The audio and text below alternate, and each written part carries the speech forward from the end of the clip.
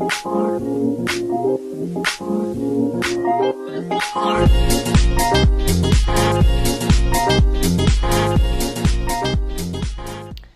بچه ها، امروز میخوام تو این ویدیو بک‌استیج عکاسی نود رو بهتون نشون بدم که خودم مدلشم. بریم که بک‌استیج رو با هم باشیم.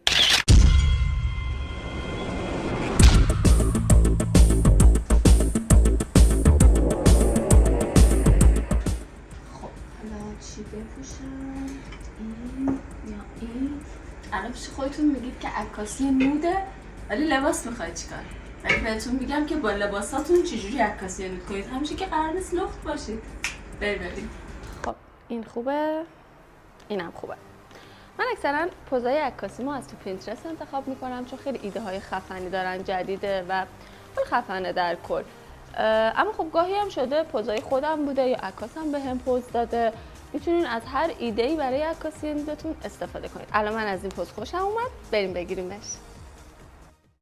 نکته مهم توی عکاسی، مخصوصا عکاسی نود، اینه که باید کاملا خودتون باشید. صورتتون، اکتتون واقعی برای خودتون باشه. اینو نمیتونید از تو چیزایی که تو پینترست میبینید کپی کنید، چون این واقعا یه حس اکتیه که از درون خودتون باید بیاد. ژستو میتونید بردارید کپی کنید، اما حس باید حس خودتون باشه. توی عکاسی نود اصلا احتیاجی نیستش که شما تمام اندامتون رو بخواید نشون بدید. میتونید یه شلوار بپوشید و بالا تنه رو با دست کاور کنید، یا بالا تنه رو لباس بپوشید پایین رو کاور کنید. به هر حال باید از ترفندها و استایل‌های خودتون استفاده کنید و در حین اینکه اون عکس داره به بیننده این حس رو میده که فوق‌العاده جذاب، سکسی و خفنه، قرارم نیستش که چیز بدی باشه و بخواد حالا ذهنیت مردم رو نسبت به شما عوض کنه. در واقع من که معتقدم به این که برهنگی زیباه و همه ما یه روزی برهنه به دنیا اومدیم و برهنه به دنیا خواهیم رفت. حالا طرز فکر مردم متفاوته توی زمینه.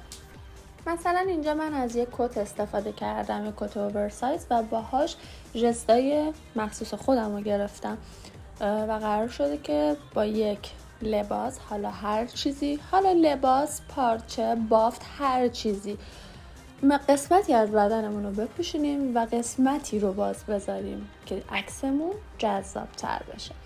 اگه از این ویدیوهای من خوشتون میاد و دوست دارید که بیشتر در مورد این عکاسی توضیح بدم و بک‌استیج‌های خفن‌تری براتون بذارم، یادتون نره که با حمایتم کنید، منو سابسکرایب کنید تا بتونم ویدیوهای خفن‌تری براتون بسازم. تا آخر این ویدیو هم با من همراه باشید، چون که قراره در آخر بهتون عکسایی که با این پوزا و با این لباسا گرفتم رو نشون بدم.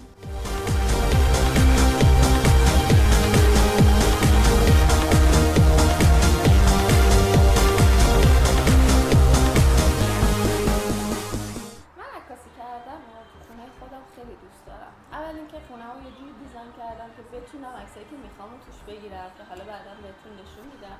بعدم اینکه هر وقت خسته میشم چیل میکنم، یکم استراحت میکنم، بعد میرم سر عکاسی به همین راحتی.